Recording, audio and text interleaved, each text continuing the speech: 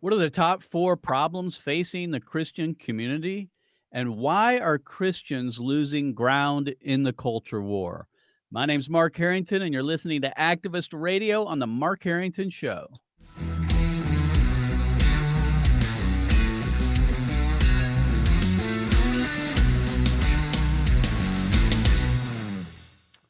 The Mark Harrington Show is brought to you by Created Equal, and you can support Created Equal by going to createdequal.org. So today on the program, I have as my good friend Bill Jack, who is one of the founders of Worldview Academy. Bill, thanks for being on the program today. It's always a joy to be with you, Mark. Thanks for having me. So, folks, Bill and I go a ways back. I was trying this morning to figure out when it was I met you. I think I met you at Team Pack here in Columbus. Bill's directing Team Pack actually this week in Columbus, but I met you, I think, around 2006, 2007 for the first time. And then knowing about Worldview Academy, I talked to you about possibly speaking there, and you invited me to come and speak at Worldview. And folks, just so you know, all 4 of my children have gone through Worldview Academy. Every one of them. Luke, Dylan, Amelia, and Christian is coming this summer for the second time. He'll be part of the Ohio group. So we go back a ways, Bill and I, and we've been kindred spirits in the culture war for a very long time. And I'm a big fan of Worldview Academy. And we're going to be talking about that today on the program. So, Bill, what I want to do is start out and just ask the basic question: what is a worldview? Because a lot of people, we hear the word tossed around, but I'm not sure people really understand what it means. You're correct. It's a buzzword. It's a buzzword in the Christian community, and most people think, well, I'm a Christian. I have a Christian worldview. And the answer is most Christians are as I was for many years, and that is we love Jesus with our hearts, but we're trained to think secularly. Right. We're trained to think outside a Christian worldview. And a worldview is framed by 2 big questions. The 2 big questions are, what's the nature of God? And then Mm-hmm. what's the nature of man? If you answer those 2 questions, I will tell you your worldview. Everybody has a worldview. There's no such thing as a non-believer, for example. Even the atheist believes in something. He believes in no God. Even the person who says he believes in nothing believes in something because he believes in, well, nothing. So there's no Right. such thing as a non-believer. And how you answer those 2 big questions will frame your perspective on reality. And so a worldview is merely the set of lenses through which you Mm-hmm. filter reality. Right.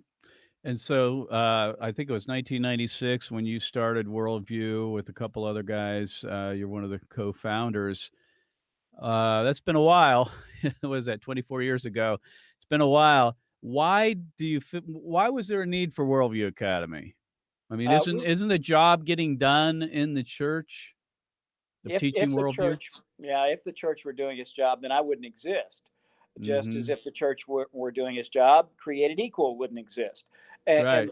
there are opportunities for Christians to form organizations that come alongside and Mm-hmm. help bolster what the church should be Right. doing, but is not capable of doing or does not have the bandwidth to do. And so we come along and we want to complement, as Mm-hmm. in complete, what parents are teaching their students at home. And at Worldview Academy, we do this mainly through camps during the summer, as you Right. pointed out, and we concentrate on 3 areas: on teaching worldviews, on training them to defend their faith and then give away their faith. So it is evangelism and apologetics. And then finally on servant leadership skills. And it's done in a week-long program. But it's not merely sit them in a classroom and pop their heads open. I mean, they are in class for about 29 hours out of the week.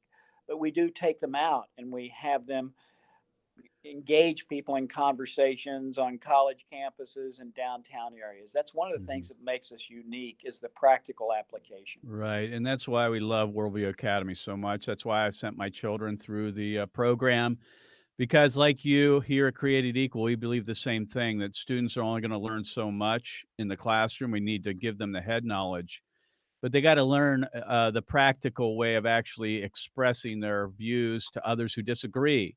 And Right. that's how they actually learn, folks. I mean, that's why Worldview Academy, I think, is different. That's why Created Equal is different. We're on the front lines of the culture war, but we're doing it in a way where we're teaching people, young people, pro life, specifically pro life apologetics. Let's get into the camps, uh, uh, Bill. You know, last year you guys had to cancel because of COVID, which I was hugely disappointed with because I wanted to send my son there. But this year you're going to go ahead with them, and I'm glad to see that there's going to be two sets of camps this year. Let's talk about the camps. What makes them different than, say, sending your kid to a typical church camp or other type of camp? What makes Worldview different? Worldview is unique in that it's a leadership camp. It is not a come get your unsaved friends saved camp. I mean, I there are see. camps for that. And we do Mhm. have students who show up who are there because mom and dad said you're going to camp. I mean, there are heel marks across the carpet in the living room where junior or juniorette was dragged out the door. That's Yeah. rather rare. But by the end of the week, we give students and parents the opportunity to sign up for the following year at a locked in rate. And we have over an 80% early bird Wow. sign up. So they Mhm. come to camp perhaps reluctantly, but they come back because they want to. It's one of the things we want them to do is to own their faith. And to own their Mhm. faith, they're going to have to apply their faith. And that's why that 45 minutes out on Wednesday afternoon, engaging the culture and conversation, transforms camp. They're getting a lot of Mhm. truth between Mhm. Sunday and Wednesday. And then and when they go out, they realize their Sunday school answers don't suffice. They realize that they've given a clear gospel to someone who has looked them in the face and turned away and walked away, rejecting Christ, and it breaks the students' hearts. Or they see Mhm. someone to whom they've given a gospel rather awkwardly. They see the Holy Spirit move on that person's life and they trust Christ, and they come back and they're rejoicing. They come back and they go, I need this. And that's when grace Mhm. kicks in. So that's why we Mhm. say it's truth and grace, truth and grace, truth and grace. That's what makes Worldview Academy unique. It is our college staff that make camp sing. They Mhm. are with a college group leader, small group leader the entire week. They go to lectures together, they eat together, they debrief together. We have faculty who have great skills in communicating difficult ideas to uh, put them on the plate. We like to put the cookies on on the bottom shelf so that they're easily accessible. But we're not afraid to deal with tough issues, as you Right. well know. And Right. so I like it because I like to see the lights come on. I like to see the lights come Right. on in students' faces and they go, aha. That's the Right. aha moment. Amen. My guest today is Bill Jack. He's one of the founders of Worldview Academy and has written a few books and also created a lot of great DVDs. And you can find out more about Worldview Academy by going to worldview.org. Bill, you know, I want to reference this Gallup poll that came out recently, which is very alarming. You know, the trends are obvious in America and the Western world, by that for that matter, that they're becoming more secular. We all know that. But according to this recent Gallup poll, Gen Xers, Gen Z, and millennials, the majority of them now consider themselves what they call religious nuns. We're not talking about a Catholic nun here. We're talking about religious nuns, meaning they have no religious affiliation whatsoever. No, in other words, they don't go to church. They don't affiliate with any church. These are alarming trends that we've been seeing now for decades. Uh, you know, as you are reaching out and teaching and training young people, as we are here, uh, what do you attribute the failure of the church to attract people to the Christian message, to Christ? What's going on? It is alarming, but in one sense, it means that I have job security, just as you have job security. This is Uh, true. it is true, but there is. I think there are four things that I've noticed over the past few years, even within Christendom, that are alarming. And one is the first one is moral bankruptcy, and Uh-huh. we have spent the moral capital from previous generations, and we have Mm, not replenished that. We have that's not a good point. put deposits into the next generation, and as a Mhm. result, uh, for example, we also do a bridge year program for students between 17 and 22 who want to get grounded in their faith, and it's a 2 semester program before they hit college or their career path, and they want to get grounded in their faith. They can receive up to 30 hours of transferable credit. It's worldviewbridgeyear.com. And we, Mm. at the Bridge Year program, we also take our students out to the local high school in Canyon City, Colorado, and we have them Mhm. share their faith. And Mm. I was there, and we were in the park across the street, and there was a police officer just kind of monitoring what's going on during lunch period with the students. And he and I struck up a conversation, and he said, "These students need this." Yep. I asked him, I said, you know, what's going on? He said, well, he said, I went to the Ministerial Association and asked them to help, to send people out to help reach these high school students because they really need the gospel.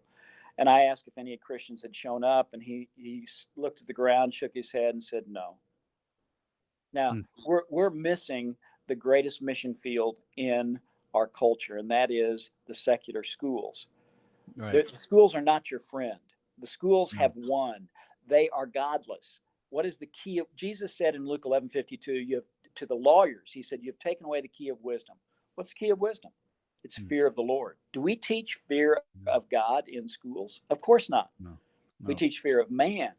So it's moral bankruptcy, and that leads to the biggest one I see, and that is confusion in the culture. Right. Just recently, I noticed that Caitlyn Jenner, aka Bruce Jenner, is considering running for governor against if Newsom gets thrown out of office in Mm. California. And it reminded me Yeah. of a conversation I had with a girl at camp. Now, many of our students are homeschool students. They've been raised in a Christian family, they've been raised in a Christian setting, so they're immersed in Christianity. They come to be leaders. Mhm. Again, it's not an outreach. It is a development and preparation for them camp.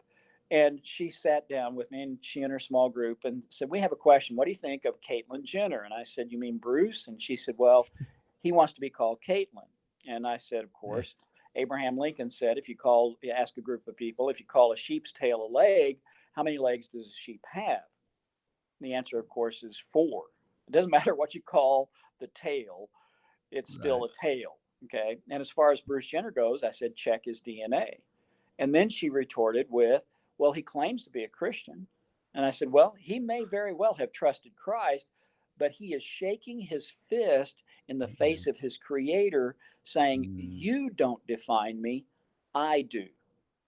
Now, if I have to have that kind of conversation with Christian students who are immersed in a Christian setting and a Christian, they swim in the ocean of Christianity. They have all their lives, many of them. Mhm. Yes. But they also are surrounded by the sea of secularism.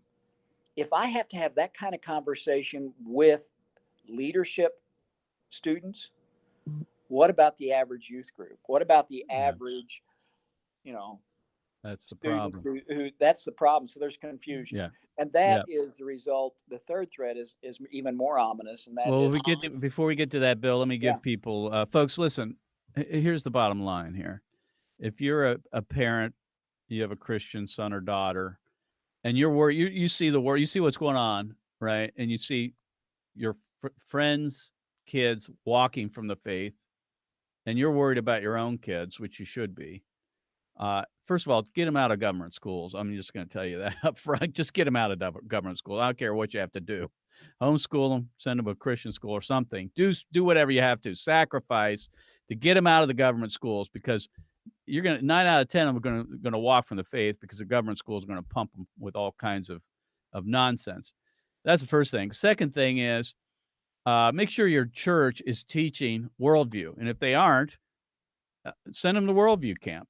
And in order to do that, go to worldview.org. Folks, if you would pull up the camps, Mr. Producer. Here we got We got the Western camps, so if you live, say, in the western part of the country, you can be part of the Western camps. If you live in the eastern part of the country, you can be part of the Eastern camps.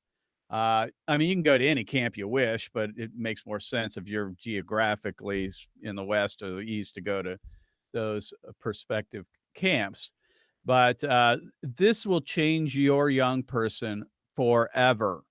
Like Bill said, that aha moment. They will be immersed in good, strong Christian apologetics teaching and outreach. Maybe for the first time, being able to share their faith in the public square, and this is where they learn.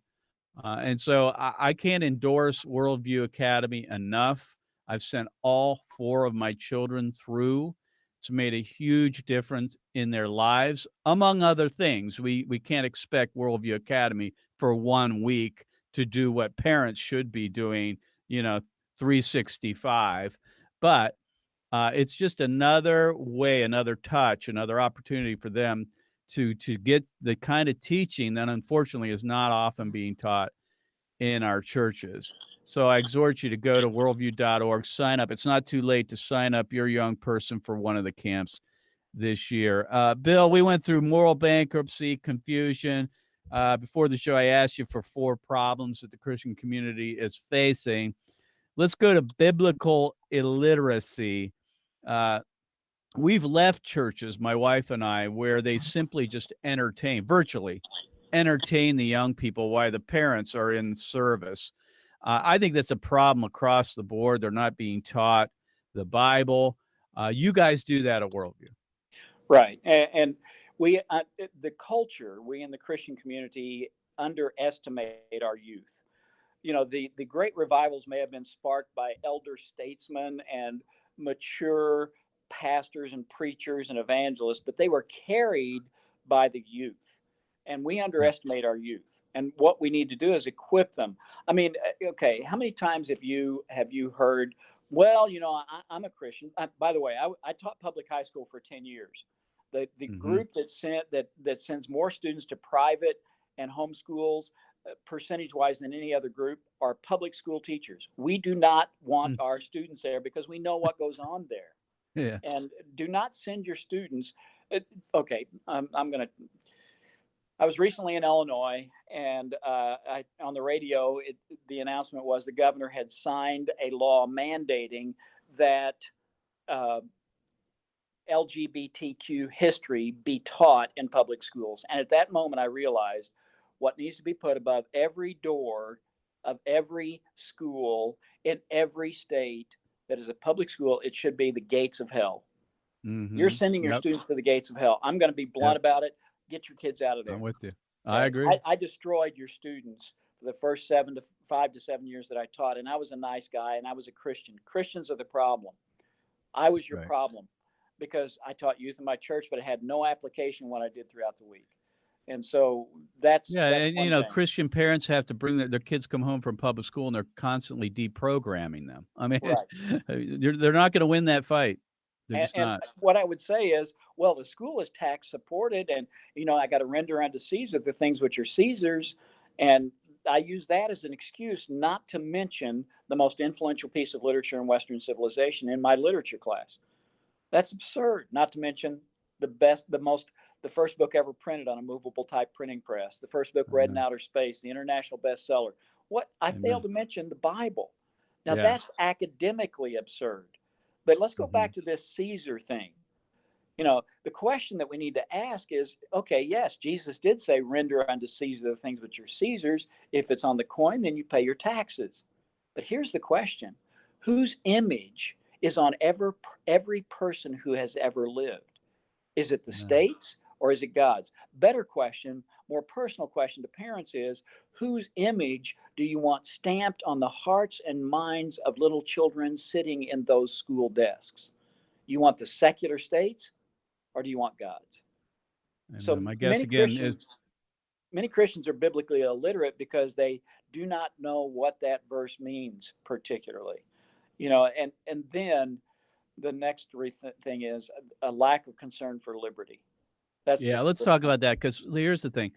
we're seeing with COVID and what's gone on in the last year and a half, the wholesale assault on Christian liberty across America, and the church is hardly raising up a voice because they're mostly concerned about just keeping their churches open, if you will, or having Zoom meetings and they're not thinking about the threat to liberty. Somehow we have disconnected the idea of liberty from Christianity, and and especially our young people, they have no basis. They've been told America's the problem with the world. They're the evil in the world. The hate America crowd is gaining steam and there's very little pushback. Bill, could you explain? Well, why is that happening? Why is it that Christians no longer seem to be concerned about liberty that our forefathers bled and died for? How often have you heard somebody stand up in church on a Sunday morning, do the public prayer, and start off by saying, Father, thank you for allowing us to live in a country where we can gather freely to worship you? Whenever I hear that, I want to stand up and scream because it's not true. What about That's the right. photographer in New Mexico? What about the It's true. baker in Oregon, or the florist in Washington State, or Jack Phillips, the baker in Colorado? Are they free to bring their faith to No. bear in their work? What the church is doing is this. They're saying, do whatever you want to those people. Just don't make us, the church, accountable to the same laws. Give us a Religious Freedom Restoration Act, for Right. example, Hey, Bill, and make before us we're exempt. running out of time. Let me jump on this because we don't have a whole lot of time on this one, but we got this Equality Act, which is a gauntlet coming against the church, and some people are waking up to the threat. Basically, what we have here is the government's going to come in, if passed, and determine is considered Christianity in Christian schools and churches. There's going to be a government agent that'll be making sure that you follow the guidelines that the government has set for you. And if you go outside of these boundaries, then they're going to put the force of government on your church and possibly shut you down or take away your 501c3 status or so on and so forth. If you would, we got about a minute here. Would you kind of get into this? What can we be doing with the Equality Act and how to fight back on that one? Well, I believe in liberty for all, not liberty for some. If we don't have liberty for all, we have liberty for none. We need Hmm. to stand and we need to speak truth and grace. We need to be reminded of what Nehemiah did. He set the trumpeter next to him and he told people, carry their swords with one hand and carry Yep, bricks with the other. We that's build right. where we can and we battle where we must. And the Right. church should be at the forefront of sounding the alarm, of blowing the trumpet. And notice what Amen. Nehemiah said. He said, be assured, our God will fight for us. He didn't say, hey, when the sound of the trumpet comes, he said, come, and he said, rally and fight. He said, but remember, our God will fight for us. We need to be people who speak truth and grace to the culture and stand for liberty, hold out a Mhm. hand of restraint against tyranny, Mhm. and then hold out a hand of hope for those who are trapped in sin. And we need to be salt and light in every aspect of culture, be it in the Amen. arts, in literature, in science, in music, in philosophy, in government, in politics. We need to stand there and speak truth and grace. That's Well, what and we that's train my them to do at Worldview Academy. amen. And one of my biggest concerns about this Equality Act is somehow there's going to be a religious exemption or something, that's Yeah. going to get the churches off the hook, just as they did, with the RFRA laws and the gay marriage decision. As long as it doesn't involve us, we build in this religious exemption. Well, the world is going to hell. It's You okay know as what long that as we makes have us? our little Yeah. little enclave. You know what that makes us? It makes us nothing more than a special interest group. That's That's what the right. church has become. Nothing more than just another special interest group. We need to stand for liberty, That's Mark. right. No, That's I what we get need to do.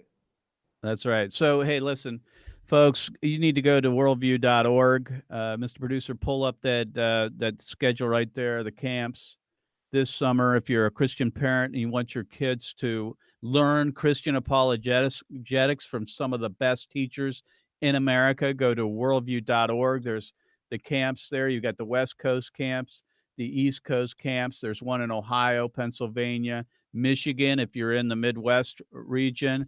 I'll be speaking at one of these here in Ohio at the Cedarville camp. I exhort you to send your young person there. They will never be the same. You've been listening to your radio activist on the Mark Harrington Show. Bill Jack's been my guest, co-founder of Worldview Academy. We'll see you next time. God bless you. God bless America. And remember, America, to bless God.